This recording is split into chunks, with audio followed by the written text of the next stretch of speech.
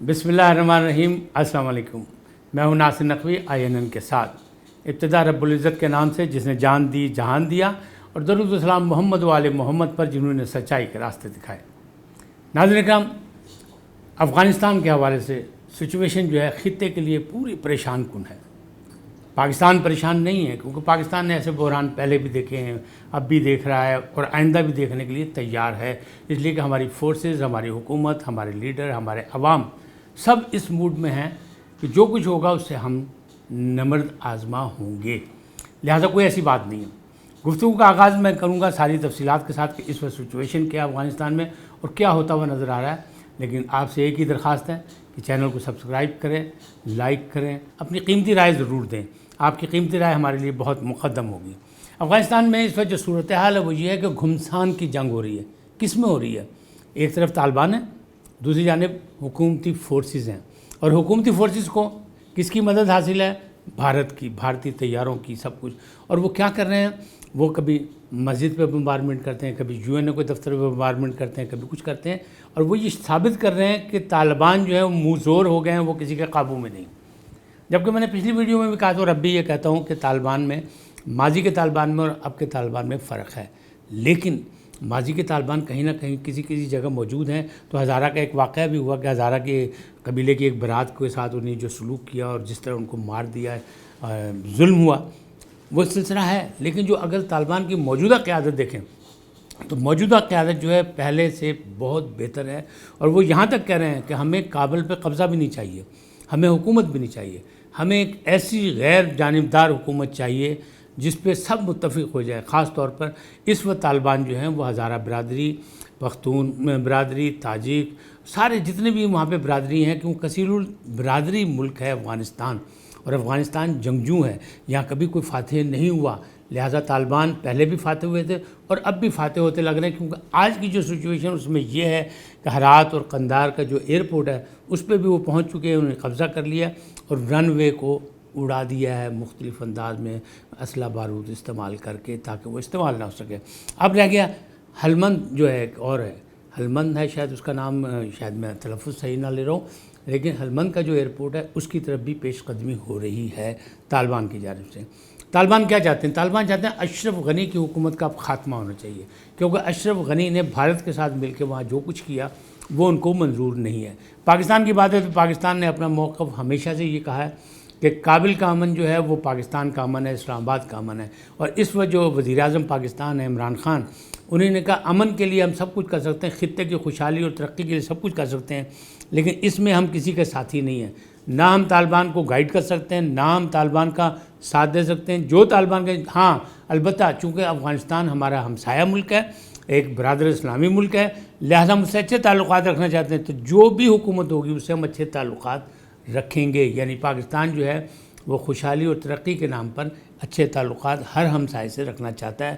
بھارت اس وقت جو ہے وہ بڑا سیخ پا ہوا ہے، کیونکہ زخمی ہے، اس لیے کہ وہ زخمی شیر کی مانند ہے کہ جتنی اس نے انویسٹمنٹ کی تھی اپنے دوست امریکہ بہادر کے کہنے پر، وہ سب ضائع ہو گئی ہے۔ اس وقت وہ راتوں رات جس طرح امریکہ مختلف جگہ خالی کر کے نکلا ہے اپنی فوجیں لے کے، اسی طرح بھارت جو ہے وہ بھی بھاگ رہا ہے اور اس سے بھاگنے کا راستہ نہیں مل رہا، لہٰذا پاکستان سے ریکویسٹ کر رہا ہے۔ پاکستان نے کوئی ریکویسٹ نہیں قبول کی کہ آپ ہمارے بارڈر سے گزر کے چلے جائیں واپس اپنے گھر اور محفوظ ہو جائیں۔ پاکستان نے کہا ہم ایسے پارٹی نہیں بن سکتے۔ دوسری جانب اب کیا ہوا؟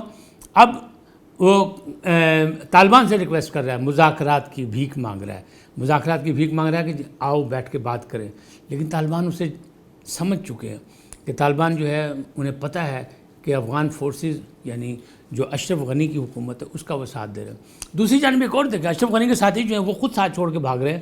ایک تو مارا گیا، یعنی وہ جو عبدالقادر زئی صاحب تھے وہ مارے گئے، وہ ان کے بڑے دستے راز تھے۔ دوسری جانب اگر آپ کابل میں دیکھیں تو جو پاسپورٹ آفس ہے وہاں ہزاروں آدمیوں کی لائنیں لگی ہیں، کس لیے؟ پاسپورٹ بنوا کر ملک سے فرار ہونے کے لیے۔ اور امریکہ بہادر اپنے 200 سہولت کاروں کو پہلے ہی امریکہ بلا چکا ہے۔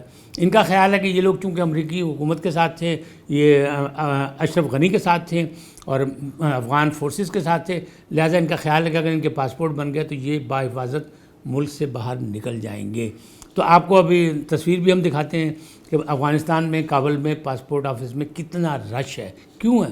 صرف فرار ہونا چاہتے ہیں، بھاگنا چاہتے ہیں، طالبان سے ڈر رہے ہیں، لیکن طالبان کی جو پیش قدمی ہے وہ چل رہی ہے۔ اچھی بات، مثبت رویے یہ ہیں طالبان کے کہ وہ بار بار کہہ رہے ہیں کہ ہمیں اقتدار نہیں چاہیے، ہمیں اقتدار نہیں چاہیے، ہمیں اقتدار نہیں چاہیے، جبکہ وہ اقتدار میں رہے ہیں پہلے اور اب بھی رہ سکتے ہیں۔ وہ یہ کہہ رہے ہیں کہ ہمیں ایک ایسی نمائندہ حکومت چاہیے تاکہ افغانستان میں امن اور خوشحالی اور ترقی کی راہیں جو ہیں وہ ایک جیسی ہو جائیں لوگوں کے لیے۔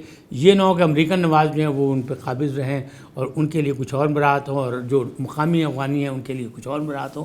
ان کا تمام کثیر النسل جو برادری ہیں ان کو ہم ساتھ لے کے چل رہے ہیں، ان کو مختلف عہدوں پہ رکھا ہے، ان کی ذمہ داری ہیں، ان کے مشاورت سے سارے کام کر رہے ہیں۔ لہٰذا لیکن وہ کہتے ہیں افغان کسی بھی حالت میں اب جو ہے وہ اشرف غنی کی حکومت کو برداشت نہیں کر سکتا۔ اگر اشرف غنی کی آپ فورسز کا اندازہ لگائیں تو 3-4 لاکھ سے زیادہ کی ہے، اور جبکہ مجاہدین کا اگر آپ دیکھیں تو 70,000 سے زیادہ نہیں ہے۔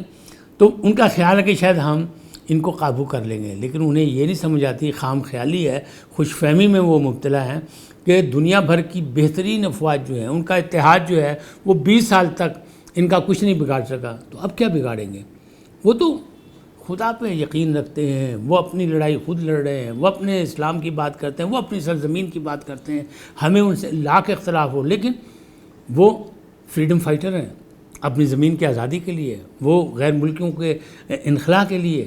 ان کی آزادی پہ آپ چیلنج نہیں کر سکتے۔ یہ ہر ملک کے عوام کا حق ہوتا ہے کہ وہ دوسروں سے اپنے آپ کو نجات دلائیں اور اپنی حکومتیں قائم کریں۔ لگ ایسے ہی رہا ہے کہ اب اشرف غنی جو ہیں وہ بیک فٹ کھیل رہے ہیں، کیونکہ اگر دنیا میں آپ دیکھیں تو انسانی جسم میں سب سے جو اہم ہے وہ ہے سر، اور سر سب سے اوپر ہوتا ہے، لیکن کب تک ہوتا ہے؟ جب تک انا اور غرور نہ ہو۔ لیکن اگر انا، غرور اور غلطیاں ہوں تو پھر کیا ہوتا ہے؟ پھر جو دستار ہوتی ہے لوگوں کے سروں کی، وہ ان لوگوں کے جو پرعزم ہوتے ہیں، جو صابر ہوتے ہیں، جو ثابت قدم ہوتے ہیں، ان کے پاؤں میں آ جاتی ہے۔ یعنی سر سب سے اوپر بلند، پاؤں سب سے نیچے۔ اس وقت ایسا ہی لگ رہا ہے کہ وہ جو ترے والی ٹوپی پہنتے تھے نا اشرف غنی صاحب، اب وہ آنے والے وقت میں ایسا لگ رہا ہے کہ وہ دستار جو ہے وہ طالبان کے پاؤں میں آ جائے گی۔ کیوں؟ اس لیے کہ افغانی جو ہیں وہ ثابت قدم ہیں اور وہ اپنی ایک رائے رکھتے ہیں، وہ اپنا ایک انداز رکھتے ہیں۔ اس میں انہیں کہا ہے کہ اگر غیر ملکی فوجیں گئی ہیں تو اب ہماری حکومت اپنی ہوگی، اور جس انداز میں 10 بدس لڑائی شروع ہو گئی، پہلے چھوٹے شہروں میں تھی، چھوٹے علاقوں میں تھی، سرحدی علاقوں میں تھی، اب یہ لڑائی جو ہے بڑے شہروں تک پہنچ گئی، صوبوں تک پہنچ گئی، اور صوبوں کے اہم دارالحکومتوں تک پہنچ گئی ہے۔ تو اس کا کیا مطلب ہے؟ اس کا مطلب یہ ہے کہ اشرف غنی کی دستار جو ہے اب سلامت نہیں رہ سکے گی، اور آنے والا وقت جو ہے وہ یہ بتائے گا کہ اشرف غنی کو دستبردار ہونا پڑے گا اپنے اقتدار سے۔ اب یہ ان کی مرضی ہے کہ وہ ملک میں رہ کے اپنے آپ کو پیش کر دیں کہ سزاوار، میری سزا تم لوگ دو، میں سزاوار ہوں کہ میں نے غیر ملکی فوجوں کا ساتھ دیا اور میں نے قوم پر جو ہے ظلم و ستم کیا، یا میں نے ان کے مفادات کی حفاظت نہیں کی، یا وہ بھی امریکہ بہادر کی مدد سے یا بھارت کی مدد سے وہ فرار ہو جائے، ملک چھوڑ جائے۔ دنیا میں ایسا ہوتا ہے کہ جب ایسے معاملات ہوتے ہیں تو لوگ جو ہیں سربراہ جو ہیں، جو بڑے حاکم ہوتے ہیں، جن کا حکم چل رہا ہوتا ہے، جن کی انا ہوتی ہے، جن کا غرور ہوتا ہے، وہ سب مٹی میں مل جاتا ہے اور وہ خود جلدی سے جہاز میں بیٹھ کے اڑ جاتے ہیں، اپنی سرزمین چھوڑ جاتے ہیں۔ اگر آپ ماضی میں دیکھیں تو چاہے شہنشاہ ایران ہوں یا کوئی اور بادشاہ، تو آپ دیکھیں ان کو اپنے سرزمین پر دفن ہونا بھی نصیب نہیں ہوا۔ لہٰذا کیوں؟ کہ وہ عوامی حقوق کو غصب کر رہے تھے، وہ عوام کے ساتھ ظلم و ستم کر رہے تھے۔ تو اس انداز میں یہی ظلم و ستم جو اشرف غنی کا تھا، عبداللہ کا، دیکھیں پوری اس جنگ میں عبداللہ کا جو ہے وہ نام جو ہے وہ اب بالکل پردہ اسکرین سے غائب ہے، پس پوش چلا گیا ہے۔ حالانکہ وہ زیادہ بھارت نواز ہیں، لیکن دوحہ کانفرنس میں وہ نظر آئے تھے۔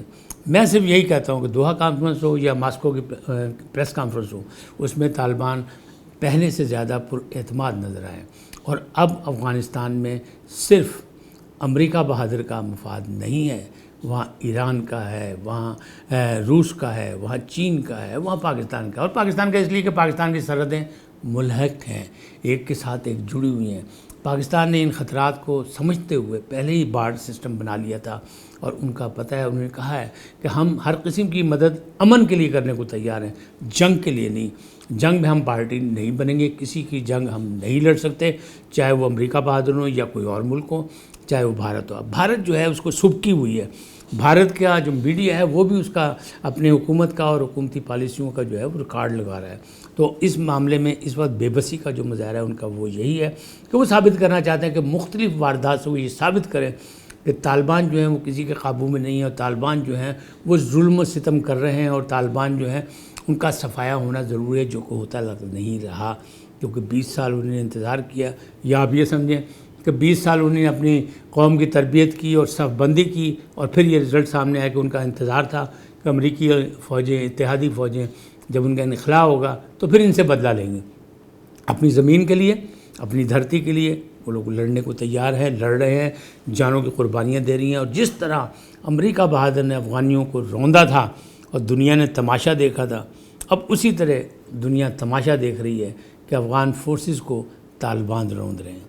آج اتنا ہی، پھر ملیں گے ایک نئے عنوان کے ساتھ، نئے موضوع کے ساتھ، لیکن آپ سے درخواست یہی ہے کہ آپ INN کو سبسکرائب کریں، لائک کریں، اپنی رائے کا اظہار ضرور کریں تاکہ آئندہ ویڈیو کے لیے مزید ہم اپنی حکمت عملی بنا سکیں۔